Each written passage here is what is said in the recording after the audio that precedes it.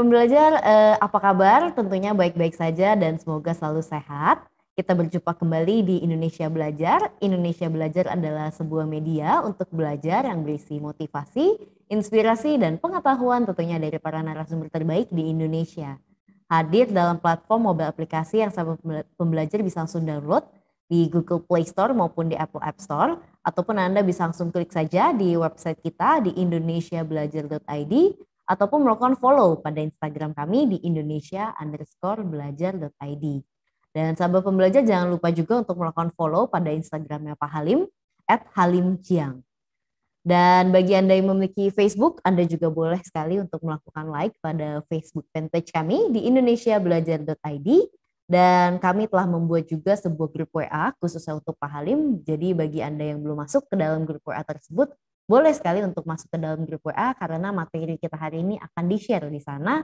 Dan tentunya Anda dapat bertanya juga dengan Coach Halim langsung di dalam grup tersebut.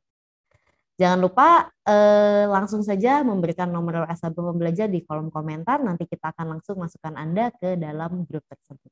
Perkenalkan sahabat pembelajar, nama saya Jessica yang akan membantu seminar online kita hari ini.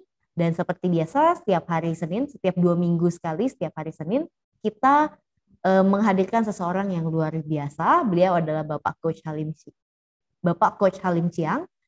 Beliau merupakan co-founder of Ray Institute, Center for Fitness Excellence, promotor hidup sehat yang bermisi mengajak, mengedukasi, dan mencerahkan sebanyak mungkin orang untuk hidup sehat lebih awal dalam upaya mewujudkan kualitas hidup lebih baik dan usia harapan hidup pun lebih lama. Tentunya beliau sudah hadir di tengah-tengah kita sapa terlebih dahulu. Selamat pagi Pak Halim, apa kabar? Selamat pagi Bu Jessica, selamat pagi semuanya, sahabat pembelajar ya. Syukurlah dalam kondisi yang baik sayanya, semoga semua juga dalam kondisi yang baik juga. Amin. Oke, semoga sehat selalu ya sahabat pembelajar di sini. Semoga sehat selalu. Dan tema seminar kita hari ini itu adalah fitness sesudah melahirkan. Nah, jadi memang berapa lama sesudah melahirkan baru bisa mulai berolahraga dan bagaimana caranya agar yang kendur-kendur itu kembali menjadi kencang. Nah, ini bagus sekali tema kita hari ini, sangat menarik. Boleh nanti sahabat pembelajar diperhatikan, dan apabila Anda ingin melihat reka ulangnya bisa juga di Indonesia Belajar YouTube, Indonesia Belajar Official. Oke, sahabat pembelajar dan Pak Halim, kita tanpa berlama-lama lagi boleh langsung dimulai saja. Bagaimana nih Pak Halim atas penjelasannya mengenai fitness sesudah melahirkan? Silakan. Baik, terima kasih Bu Jessica. Saya coba share screen ya, biar pada dapat ininya. Struktur atau minimum slide untuk menguatkan apa yang saya sampaikan. Ya, fitness sesudah melahirkan. Ini mungkin menjadi pertanyaan yang sangat umum, tapi jarang terjawab dengan baik. Bahkan tadi sebelum memulai, ini rekor juga. Sebelum memulai, udah ada pertanyaan gitu ya. Nah, sebenarnya juga syukurlah kontennya ada ya di dalam. Jadi saya langsung mulai aja. Kita perlu mengetahui juga bahwa sebenarnya fitness itu apa. Kita balik lagi ya, fitness itu nggak cuma latihan beban. Fitness itu nggak cuma angkat-angkat besi. Fitness sebenarnya adalah upaya untuk memperbaiki kondisi kita dari yang sehat menjadi lebih baik ya, atau meningkatkan tingkat kesehatan kita. Hari demi hari, tahap demi tahap, sampai goals kita raih. Dalam hal ini, goals-nya yang sederhana adalah menjadi bugar. Ya, jadi bugar ini adalah satu level di mana lebih dari sekedar sehat. Yang melibatkan olahraga teratur, pola makan teratur, istirahat teratur. Jadi seperti pohon itu ada 3 dahan besar, ya. Kemudian ada juga akarnya yang harus kuat, yaitu akar pikiran yang menguatkan hati, pikiran yang empowering, bukan weakening, ya, bukan pikiran yang melemahkan hati, gitu. Nah, lalu kita langsung sekarang setelah mengetahui konsep fitness yang lebih utuh, kita jawab satu persatu pertanyaan ini. Kapan bisa mulai olahraga untuk yang melahirkan dengan sesar, dengan cara cesarean, atau yang alami? Kita lihat dari ini dulu ya, dari Medical News Today. Ini ada linknya, nanti sahabat pembelajar bisa buktikan apa yang saya sampaikan di sini ya. Jadi bukan hoax. Di sini ditulis bahwa banyak sekali panduan menyebutkan full recovery dari C-section atau sesar, prosedur sesar adalah 4-6 minggu. Saya rasa lebih kurang sama juga dengan melahirkan alami, tetapi ada beberapa studi yang menyebutkan ada 60% dari wanita masih mengalami rasa sakit di area yang disayat atau dibedah sampai 24 minggu sesudah melahirkan. 24 minggu berarti lebih kurang 5,5 bulan sampai 6 bulan.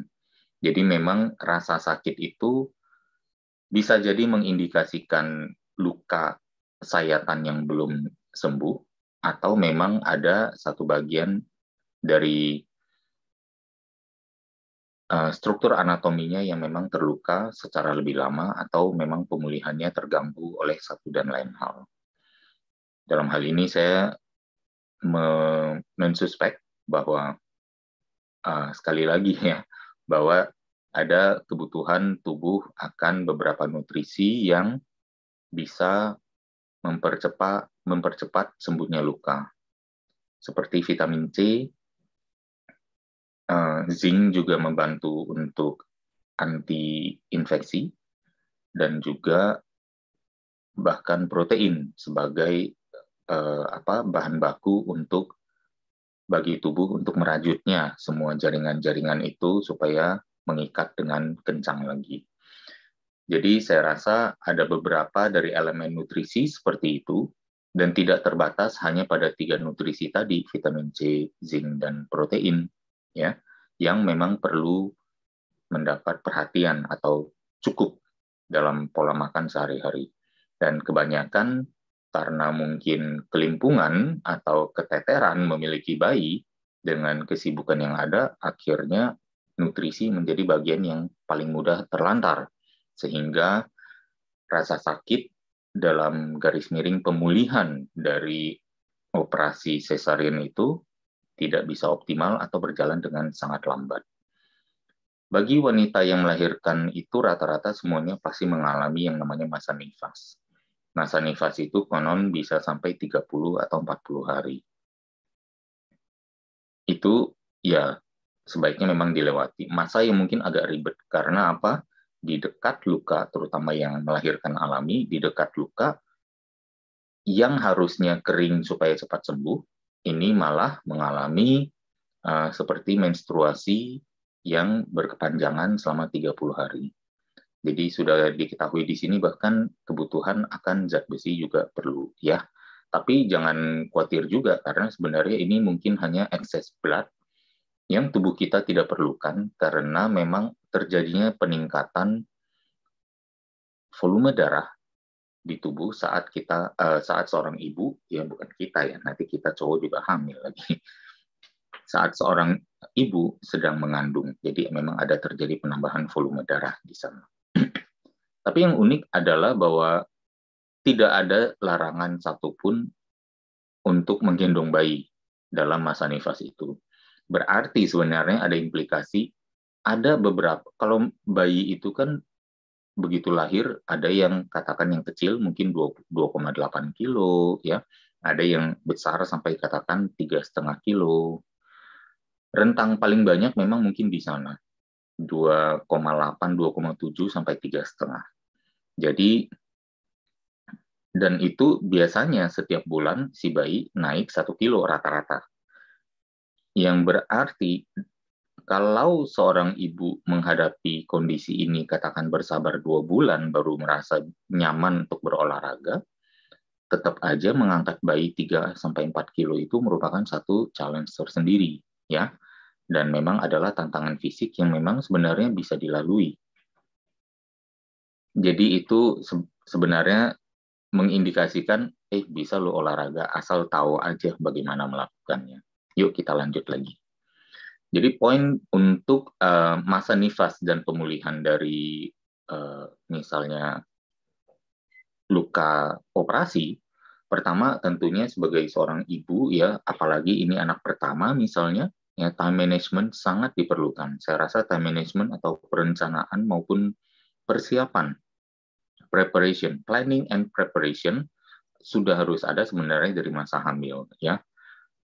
Mungkin mempelajari tentang pola breastfeeding-nya, laundry-nya, siapa yang melakukan, kapan ya, memasaknya juga, membersihkan rumah, belanja, apakah itu memang harus dilakukan seorang diri sambil mengasuh bayi, atau memang ada spouse and atau partner support-nya.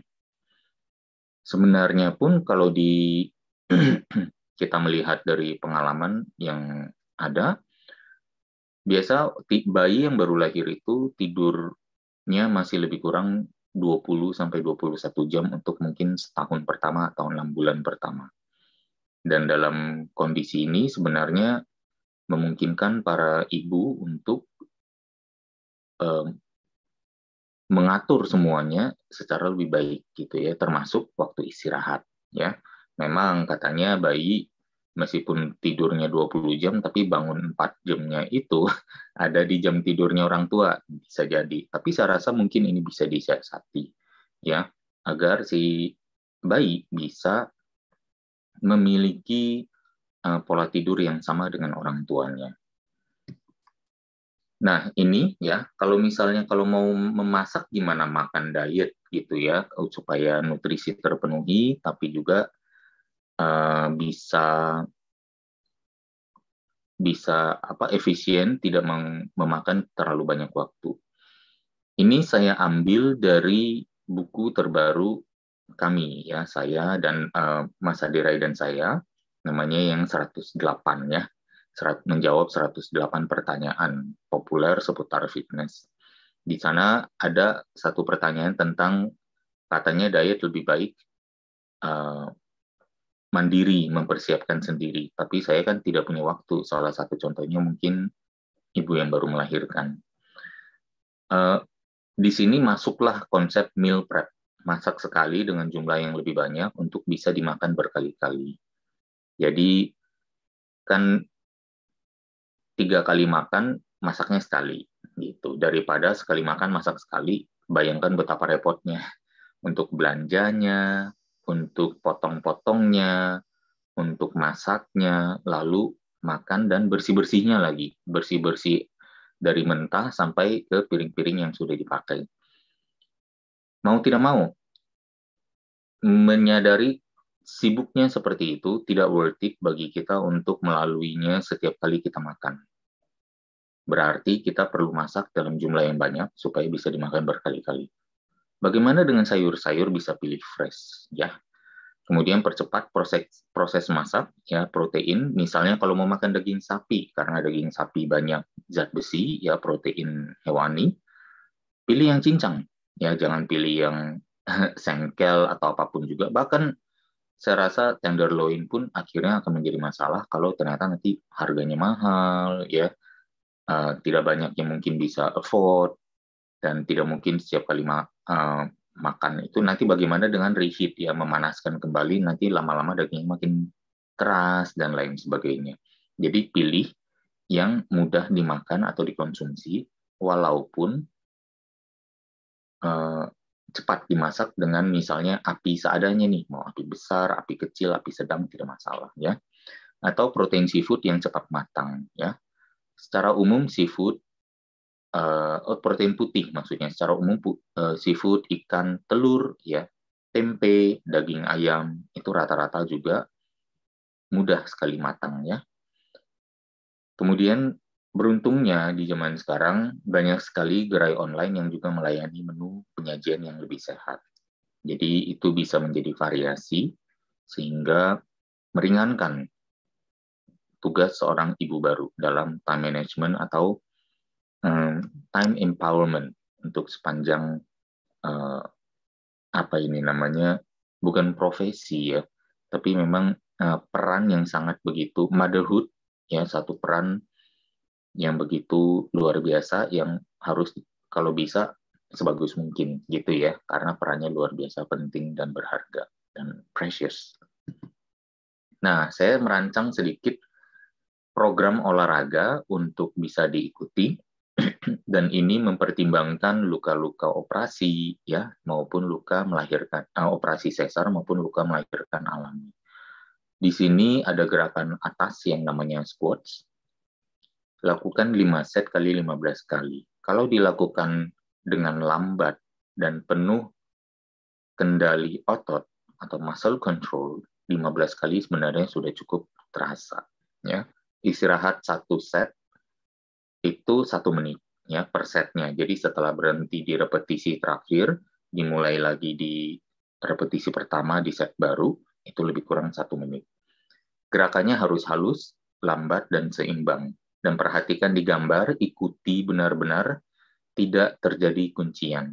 Gambar atas sebelah kiri, squats yang berdirinya saja, dilihat lututnya masih ditekuk.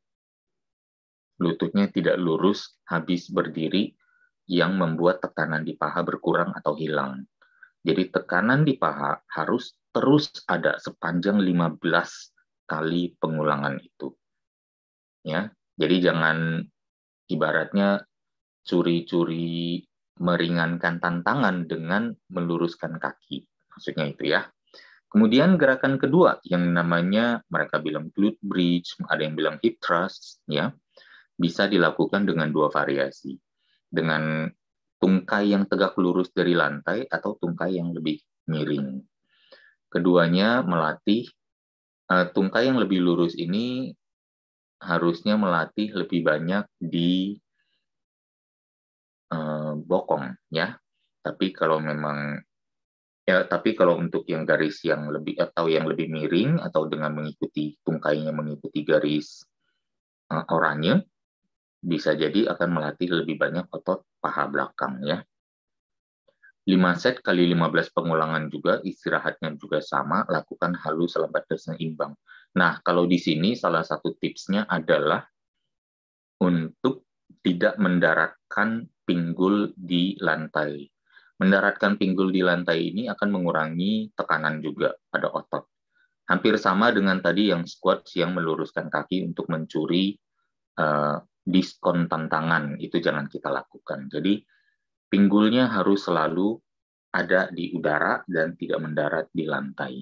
Ya, jadi naik turunnya seolah-olah dirasakan, oke, kira-kira sudah tinggal 1 cm, 1 inci dari lantai, diangkat lagi naik ke atas. Ya, saya rasa kalau misalnya melakukan ini, masing-masing gerakan itu hanya 5 menit atau 6 menit. Dan kalau misalnya kita lakukan 2 gerakan per hari, kan lebih kurang hanya 12 menit. Ya, 10-12 menit masa nggak punya. Anaknya tidur 20 jam loh, jadi jangan bilang nggak ada waktu. Bahkan bisa dicicil, misalnya paginya squats, sorenya hip thrust, kan gitu ya. Kemudian next-nya juga begitu.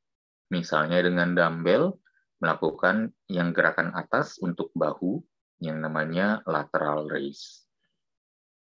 Dan yang bawah adalah dengan biceps, yang untuk otot lengan.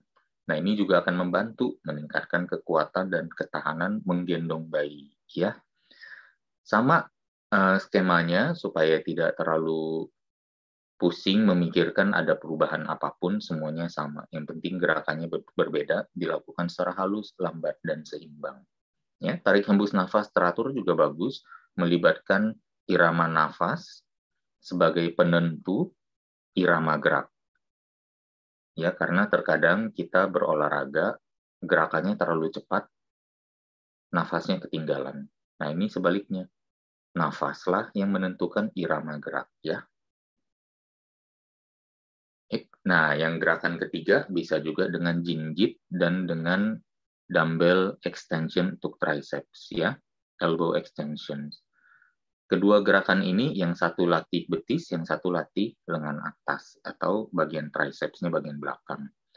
Jadi bisa dilihat di sini saya tidak merekomendasikan, belum merekomendasikan plank, karena plank juga mungkin Ya ampun, kan baru sesar luka-lukanya ini, nanti ususnya malah keluar katanya atau apa ya. Jadi itu tidak kita lakukan dulu, nggak apa-apa ya. Jadi squats juga tidak sampai paling bawah, karena biasa paling bawah mendorong, kecenderungannya mendorong perut mau ke depan. Kalau ibu muda atau misalnya yang baru melahirkan belum kuat dalam mengencangkan perut, squats yang turun ke bawah ini juga akan uh, kalau tidak mahir dalam mengunci perut, akan ada tekanan internal pressure yang keluar ke depan dan itu menjadi berisiko gerakannya. Itu pun tidak saya tampilkan gitu ya. Jadi ini sudah memperhitungkan banyak sekali faktor safety. Bahkan kalau misalnya push up, ya squats yang lebih dalam atau lebih ke bawah aja tidak saya tampilkan. Jadi ini adalah gerakan-gerakan ringan yang setidaknya bisa dilakukan. Bukan untuk mendapat hasil yang bagaimana bagus, ya, tetapi untuk setidaknya merutinkan diri dalam time management itu sudah ada jadwal mutlak untuk berolahraga sehingga kita tidak dengan gampang menyingkirkan kebiasaan sehat ini. Nah, ini yang penting untuk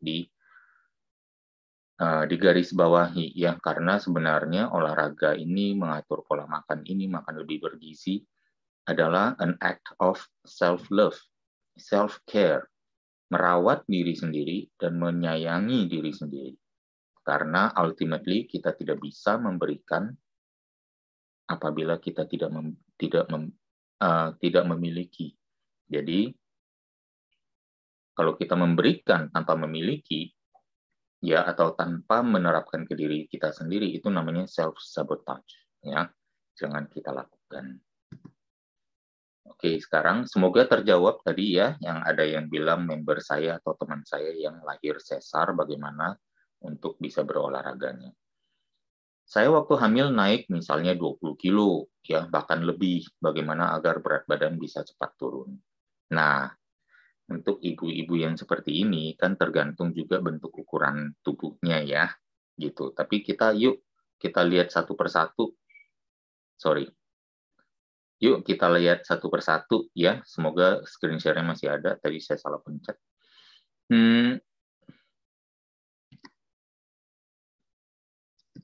Nah, weight gain, kenaikan berat badan seorang ibu hamil selama 9 bulan. Ya. Bayinya katanya 3,5 gram. Ini ukuran bule ya, ukuran besar yang katanya maksimum bisa naik sampai 16 kilo. Tapi saya kemudian mendiskonnya ke kondisi kita orang Indonesia. Kita lihat angka-angka yang ada di samping saja. Jangan lihat yang ada dari artikel. Kalau bayinya 3,5 kilo, di sini saya bilang bayinya 3 kilo. Plasentanya antara 1 sampai 1,5 kilo, saya bilang 1 kilo ya. Amniotic fluidnya, cairan amniotiknya dari 1 sampai 1,5, ya kira-kira 1 kilo juga. Jaringan payudara, ya jaringan payudara di dada meningkat 1 sampai 1,5 kilo, ya katakan 1 kilo juga ya. Kemudian, nah ini blood supply 2 kg. Nah inilah yang sebenarnya diturunkan semasa nifas. Lebih kurang 2 kilo. Ya katakan 1 mungkin 1,5 kilo ya. Lemak meningkat sebenarnya hanya 3 kilo. Ya, katakan 2,5 sampai 4, saya ambil angka tengahnya mungkin 3 sampai 3,5. Pertumbuhan dari uterus atau rahim ya katanya 1 sampai 2,5 kilo. 1 atau 2 kilo lah. Nah, sebenarnya kalau kita tambahkan jumlahkan semua itu adalah 11 kilo. Dan penurunan immediate-nya itu lebih kurang 6 kilo. Ya, blood supply-nya baru mungkin akan turun dalam 40 hari. Ya, jadi bayangkan 3 plus 1 plus 1 plus 1 itu total 6 kilo yang warna biru. Ya, font berwarna birunya 6 kilo. Total kenaikannya 11 kilo. Jadi begitu melahirkan, sebenarnya seorang ibu itu sudah bisa langsung turun 6 kilo dan tersisa 5 kilo ekstra saja. Paham ya? Kira-kira harusnya normalnya lebih kurang begitu. Bahkan di Indonesia dikatakan katanya peningkatan berat badan yang normal seorang ibu itu yang hamil adalah lebih kurang 9-12 kilo.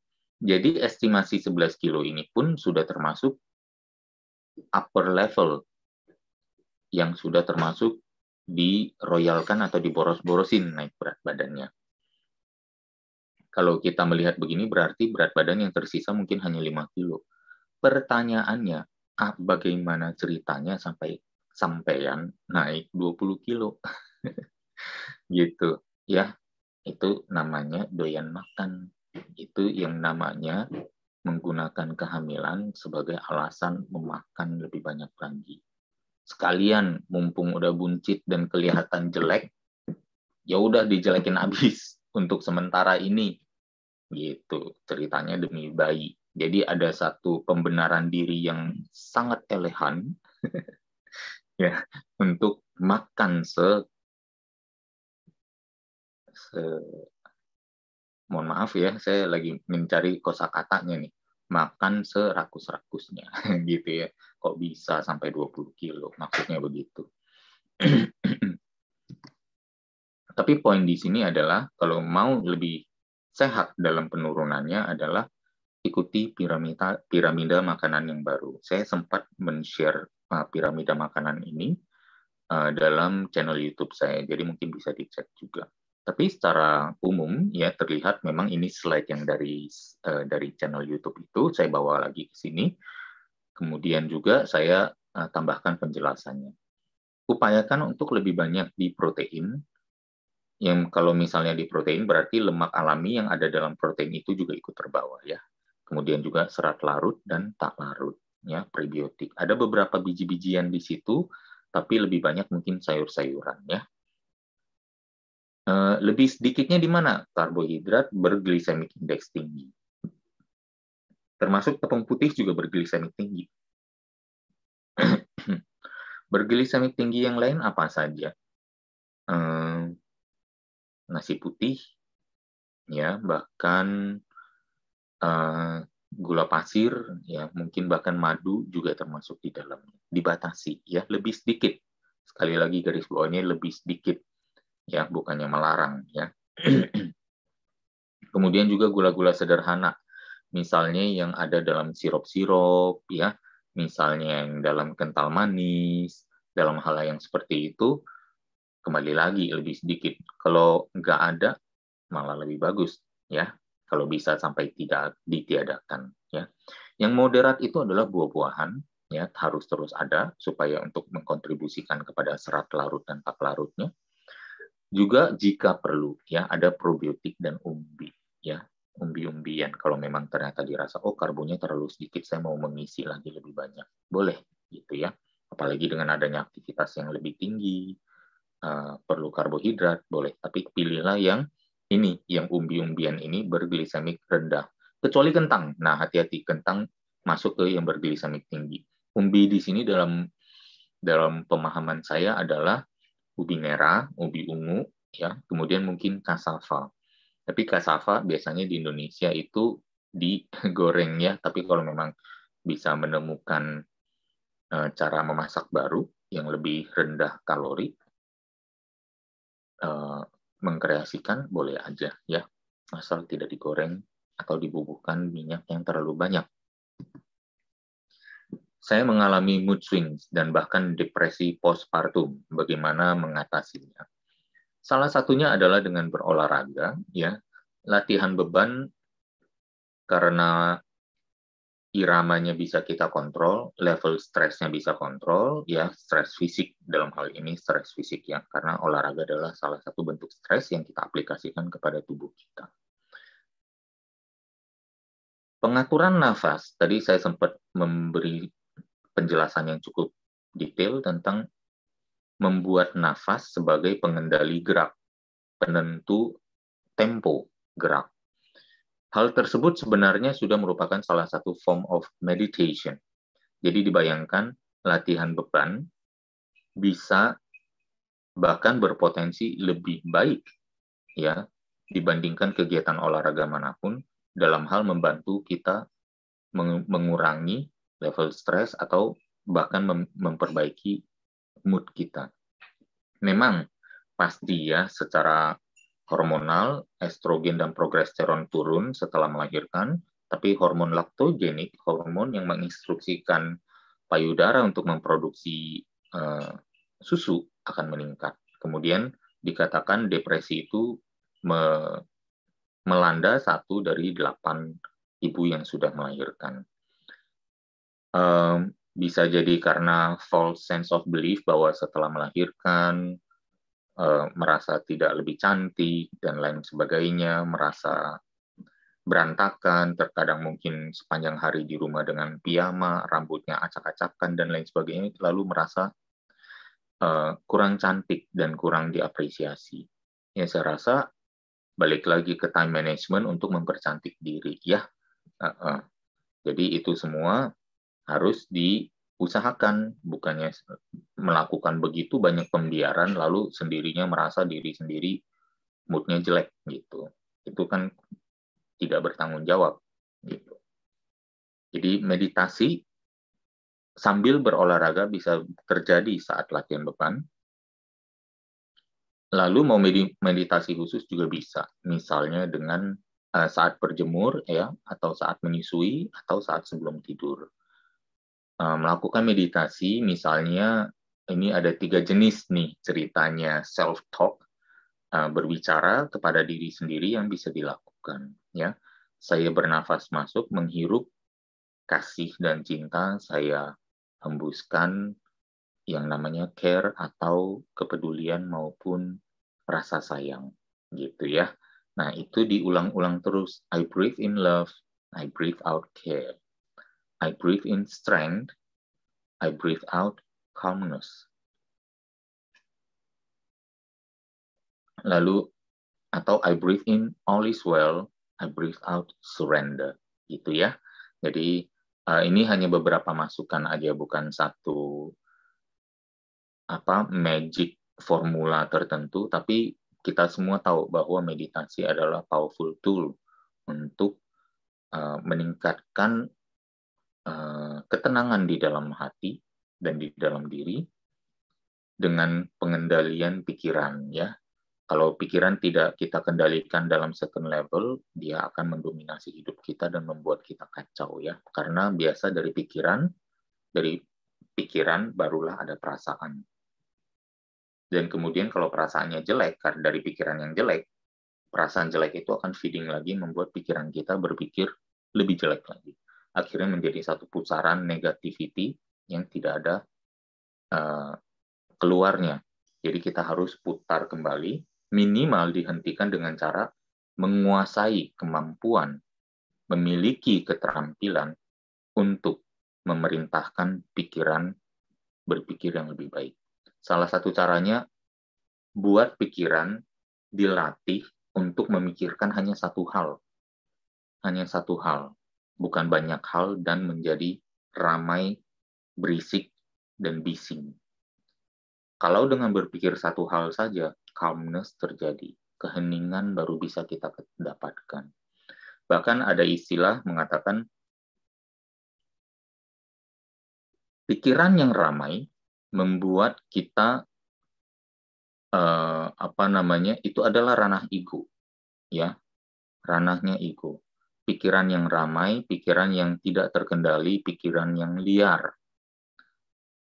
adalah ranah ego. Karena kebisingan itu kita tidak bisa mendengar yang namanya nurani. Nurani itu adalah yang ada di dalam hati.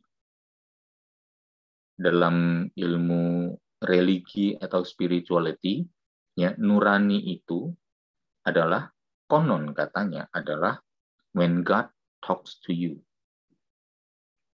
Jadi kita keseringan berdoa,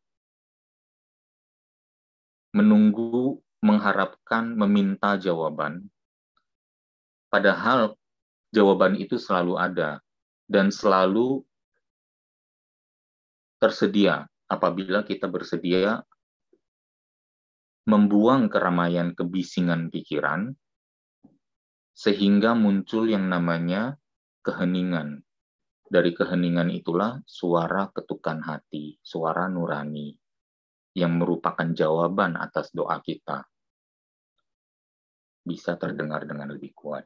Kira-kira seperti itu, ya. Balik lagi ya, sebagai seorang ibu, ya kita bisa create. Ya, kita memiliki satu, misalnya seorang ibu itu sebenarnya memiliki satu kekuatan untuk membentuk kultur dalam rumah tangga, dalam keluarga. Ya, mau menjadi orang yang penuh excuses atau orang yang bergerak karena reasons. Kita memang agak masalah terkendala di bahasa di Indonesia. Keduanya dalam bahasa Indonesia adalah alasan. Saya agak sulit menemukan kata reasons gitu ya dalam bahasa Indonesia. Kalau diperpanjang bisa, penyebab saya melakukan ini, penyebab baik saya melakukan hal ini. Jadi panjang gitu ya. Tapi maksudnya adalah excuses adalah untuk semacam alasan, ibarat alasan negatif ya, reasons mungkin alasan positif. Jadi menyalahkan orang lain, melakukan pembenaran diri, kemudian akhirnya mengeluh dan komplain. Kalau perasaan orang lain semuanya salah deh. Terus perasaan diri sendiri deh udah paling benar. Tapi kondisi diri sendiri itu juga yang dikeluhkan. Kan jadi tidak bertanggung jawab. Tetapi kalau kita memiliki reasons, ya kita menjadi bersemangat melakukannya dengan senang hati dan tanpa pamrih. Ya, jadi bersemangat itu penuh vibrancy, ya, penuh dinamika dan energi. Dengan senang hati berarti melakukannya dengan efisien, bisa melakukan dengan efektif dan tanpa pamrih, ya. Berarti melakukannya dengan hati yang tulus dan penuh kasih sayang. Hasilnya akan berbeda meskipun yang dikerjakan adalah sama. Gitu ya. Bahkan karena memiliki reason, yang dikerjakan pun bisa berbeda dengan sendirinya. Points di sini adalah better self-image. Ya, mengetahui bahwa ya udah kalau merasa diri sendiri kurang cantik karena peningkatan berat badan dan ada gelambir dan stretch mark dan lain sebagainya, perbaiki komposisi tubuh. Turunkan lemak, naikkan otot. Hindari, batasi, kurangi paparan pada 7 toksisitas. Saya pernah menjelaskan toksisitas di episode terakhir yang sebelumnya yang di cancer ya, bisa dikunjungi ulang untuk slide 7 toksisitas itu. Lalu hilangkan, redam, dan atur stres. Ini sebenarnya juga ada dalam slide di presentasi cancer. Idenya lebih kurang sama, agar kita memiliki satu penguatan hati, bekal penguatan hati yang lengkap, yang banyak, yang lebih banyak. Karena kita sepertinya jarang dilatih untuk memiliki bekal sebanyak itu. Berada dalam present moment, lihatlah bahwa sebenarnya semua ini baik adanya, ya, all is well, ya, present moment. Jadi kita tidak khawatir, aduh nanti saya jadi ini, kata nanti aja sudah tentang masa depan. Mau itu 5 menit yang akan depan atau 1 jam. Daripada berpikir begitu, usahakan sebaik mungkin saat ini kan. Dengan mengusahakan sebaik mungkin saat ini, there is less chance melihat saat ini, melihat ke belakang, melihat karena masa ini adalah masa lalu dari masa depan kan. Jadi dengan mengusahakan sebaik mungkin saat sekarang, lebih kecil peluang kita untuk menyesali masa lalu. Dengan mengusahakan yang terbaik saat ini, lebih kecil peluang kita mengkhawatirkan masa depan. Lalu kalibrasi jumlah dan level ekspektasi. Nah itu, ya, harapan ekspektasi itu adalah ranah ego juga. Jadi kalau kita maunya banyak, dan yang banyak itu level yang diminta adalah yang tinggi-tinggi. Kita men-set up diri kita untuk kecewa banyak. dan menyalahkan orang lain. Gitu. Tapi kan Coach Halim, kita sering dengar, Mas Aderai pernah bilang, bahaya terbesar bukanlah saat kita memiliki cita-cita yang terlalu tinggi tetapi miss atau kita tidak mencapainya. Bahaya terbesar ada di memiliki cita-cita yang terlalu rendah dan kita meyakini itulah yang pantas untuk hidup kita. Saya setuju dengan itu. Masalahnya bukan masalah di pernyataan itunya. Masalahnya kitalah yang tidak mengerti perbedaan antara cita-cita dan harapan. Kalau cita-cita kita boleh tinggi, harapan nggak perlu tinggi. Diperlukan apa tuh biar cita-cita tinggi tapi harapan nggak tinggi? Diperlukan ketulusan hati. Diperlukan yang namanya sincerity. Ketanpa pamrihan. Berusaha sekuat mungkin agar cita-cita tinggi itu tercapai, tetapi dengan kesadaran bahwa harapannya tidak ditingkatkan meskipun usahanya dimaksimalkan. Jadi keduanya benar. Menurunkan jumlah dan level ekspektasi pada saat yang sama meningkatkan cita-cita yang atau menetapkan cita-cita yang tinggi. Gitu ya. Kemudian in anything kita praktikkan non-judgment, terutama dan terlebih dahulu kepada diri sendiri. Ya, non-judgment dalam hal ini supaya kita tidak menambah kompleksitas hidup kita dengan memberi merek, mengadili atau merasa pantas menjadi hakim terhadap semua orang, ya. Dengan kita praktekkan non-judgment, dan love bisa lebih muncul, gitu ya. Jadi saya rasa kalau kita bisa, any one of us, nggak cuma ibu aja yang baru melahirkan, ya, any one of us, all of us, semuanya dari kita di sini bisa mencoba menjalankan hal tersebut, saya rasa akan jauh lebih baik. Gitu. Terutama dalam hal ini untuk ceritanya ibu yang baru melahirkan yang mungkin memiliki self-image yang mungkin lebih tertantang untuk positif. Ya. Saya sudah sampai di akhir. Motherhood adalah suatu keistimewaan seorang wanita. Embrace keistimewaan tersebut dengan perencanaan dan persiapan, bukan dengan kepanikan, kemalasan, ataupun ketergantungan. Tentunya akan lebih indah jika mereka yang di sekitar ibu yang baru melahirkan juga embrace keistimewaan ini dengan membantu secara fisik maupun moral, terutama dari pasangan hidup, dan jika beruntung, dari mertua atau sanak keluarga lainnya. Ingat selalu, kita tidak bisa memberi jika kita tidak memiliki. Cintai diri sendiri sepenuh hati agar bisa mencintai anak dengan cara yang sama. Saya minta izin waktu sedikit ya untuk mempromosikan buku terbaru kami yang tadi saya sampaikan ya, menjawab 108 pertanyaan populer seputar fitness, diet and nutrition, exercise and motivation strategy. Bisa dipesan di WhatsApp nomor ini atau di geraibinaraga.net di berbagai marketplace ataupun DM di Instagram Aderai @aderai_self-defense ya. Terima kasih untuk perhatiannya semua. Semoga bisa bermanfaat dan mohon maaf apabila ada kekurangan. Thank you. Terima kasih, Saya kembalikan Pak. lagi ke Bu Jessica. Ya. Terima kasih Pak Halim atas informasinya, luar biasa sekali. Bagi sahabat pembelajar yang ingin bertanya, Anda boleh langsung tulis saja pertanyaannya di dalam kolom komentar ya. Nah, ini kebetulan hari ini pertanyaannya sudah ada dari awal kita seminar ya. Ini langsung aja kita ke tanya jawabnya, Pak Halim. Coach, mau tanya, member saya after melahirkan sesar. Nah, untuk latihan itu boleh diizinkan berapa bulan dan program apa yang harus kita berikan?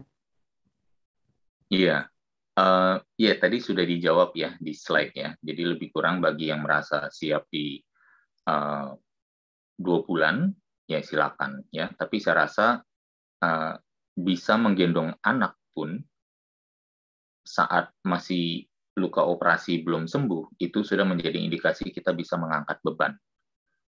Dan kita melakukannya dengan berhati-hati. Jadi,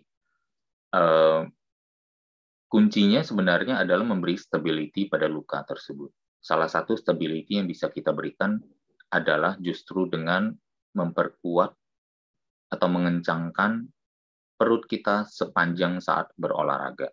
Ya, jadi kita tidak biarkan perut kita kembang kempis saat olahraga, justru kita kunci dan berolahraga dengan nafas yang lebih bagus ya, berarti dari dada selama berolahraga.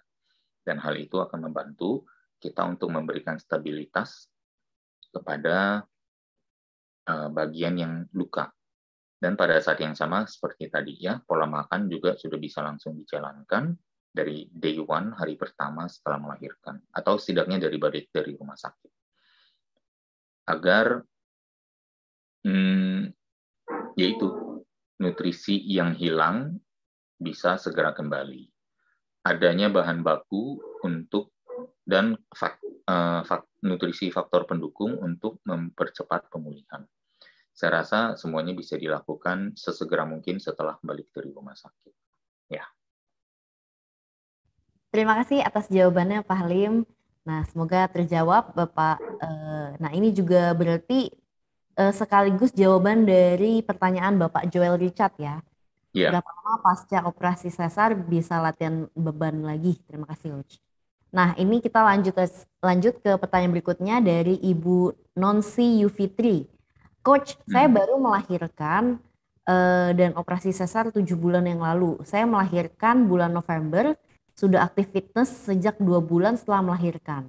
Sebulan lalu baru berani latihan perut. Itu pun kadang di bagian perut itu masih nyeri dan terasa tebal.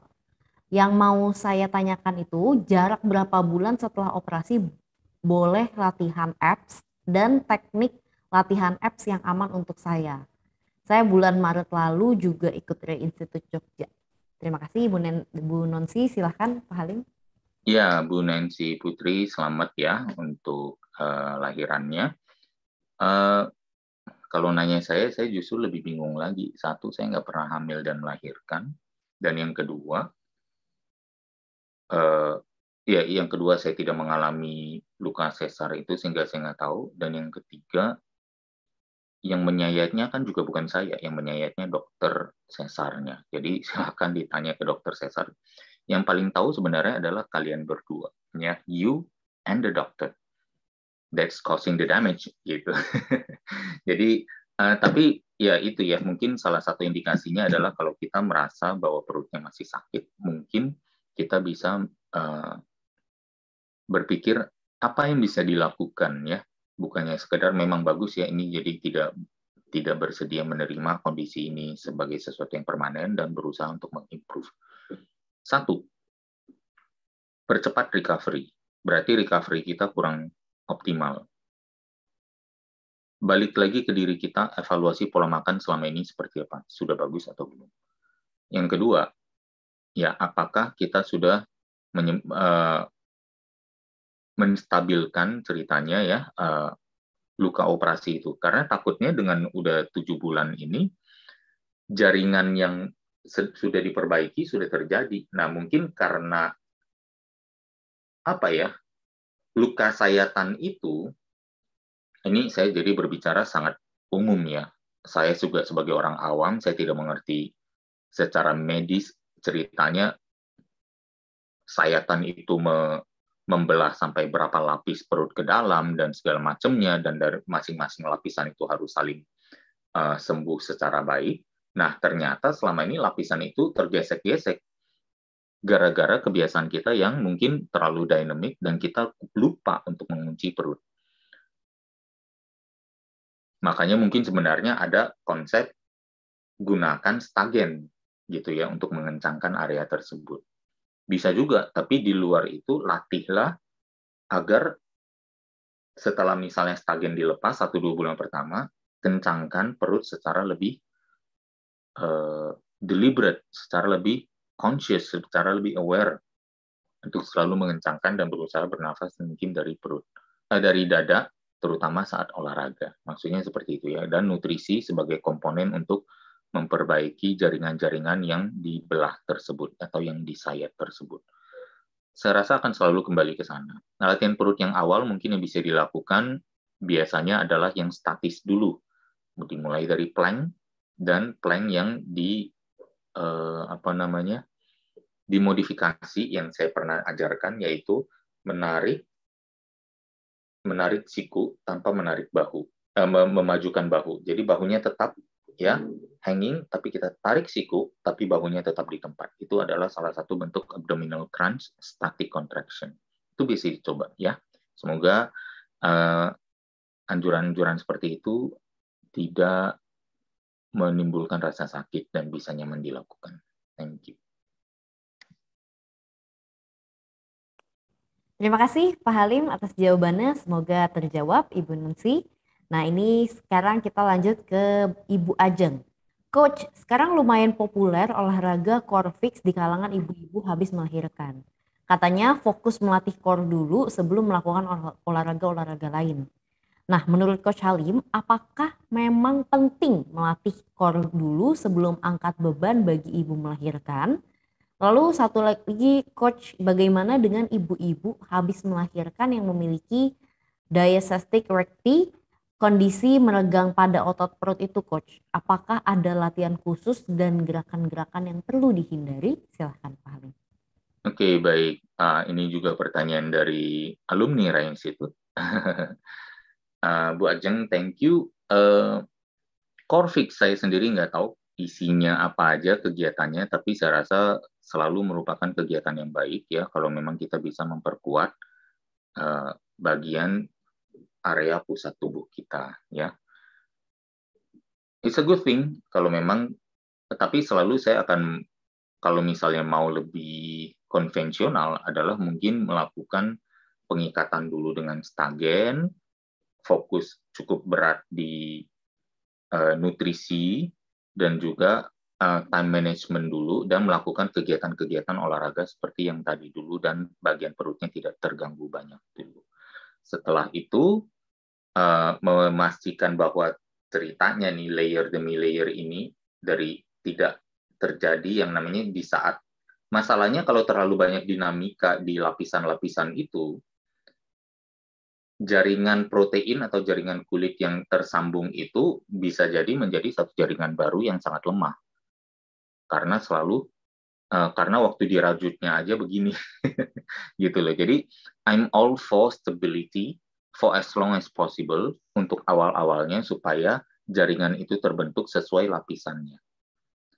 Ini teori saya aja, saya bisa aja salah ya. Ini ceritanya teori saya yang so pinter karena terlalu ingin membantu. Saya rasa mungkin seperti itu. Lalu, apakah penting? Yes, memperkuat core, bahkan terutama sesudah melahirkan. Yang menurut saya sekarang jujur ya, mungkin terutama bagi wanita, dan ini juga mungkin bisa menjadi satu akhirnya kita jadi ngelantur kemana-mana dan merupakan salah satu isu yang penting yang belum saya sampaikan. Yang kemarin kepikiran, bersyukur ada pertanyaan ini akhirnya muncul, kepikiran lagi. Adalah bayangkan misalnya nih melahirkan, terutama melahirkan alami, ya terjadi sobekan yang cukup besar, tapi konstipasi dong, nggak bisa pup. Bayangkan nanti kalau misalnya gara-gara itu akhirnya jahitan yang belum benar ternyata harus robek lagi gara-gara itu kan, sorry itu saya jadi akhirnya konyol. Jadi itulah pentingnya bagi ibu yang baru melahirkan untuk memiliki ceritanya nih, ya tidak mengalami, saya kalau bilang memiliki nanti mengarahnya ke ininya, untuk tidak mengalami konstipasi. Selain serat yang cukup, selain air yang banyak, ternyata juga adalah apa? Kekuatan otot perut yang bisa menimbulkan gerakan dorong untuk supaya kotoran itu keluar. Jadi itu mungkin masukan dari saya. Jadi kekuatan otot perut, bahkan sampai ke ibu-ibu yang sudah lama melahirkan. Banyak sekali wanita yang mengalami konstipasi.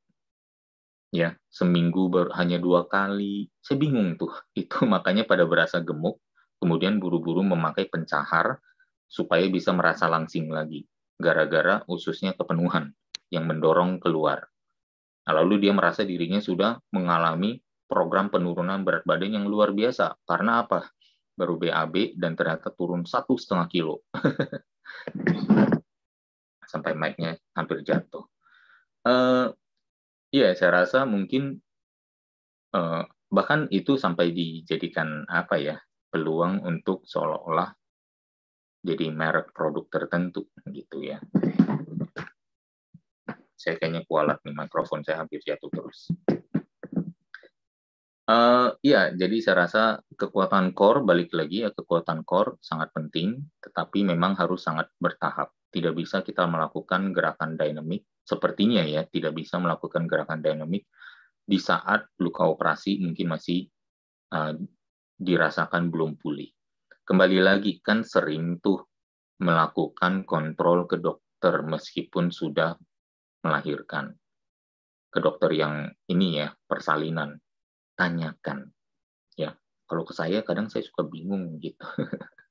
Karena mereka yang punya textbooknya yang mengatakan 4 sampai 6 atau 6 sampai 8 minggu.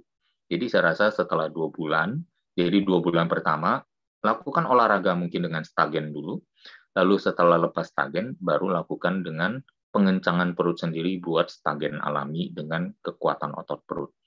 Gerakan-gerakannya yang lebih stabil dulu, masih nggak apa-apa, nggak usah terlalu balistik, terlalu dynamic, melibatkan crunches dan segala macam. Plank dulu aja. Baru kemudian setelah 6 bulan, sudah pede, baru mulai melakukan crunches. Saya rasa mungkin tahapannya seperti itu. Kalau yang misalnya mengalami diastatic recti, pertama, itu oke, kita mau nggak mau harus bertanya juga, bagaimana itu terjadi? Itu terjadi, ya kondisi diastatic recti ini, terjadi apakah dari peningkatan berat badan yang berlebih di masa kehamilan atau di saat ngeden memperjuangkan melakukan dorongan super mom saat melahirkan alami sehingga itu terjadi. Which one?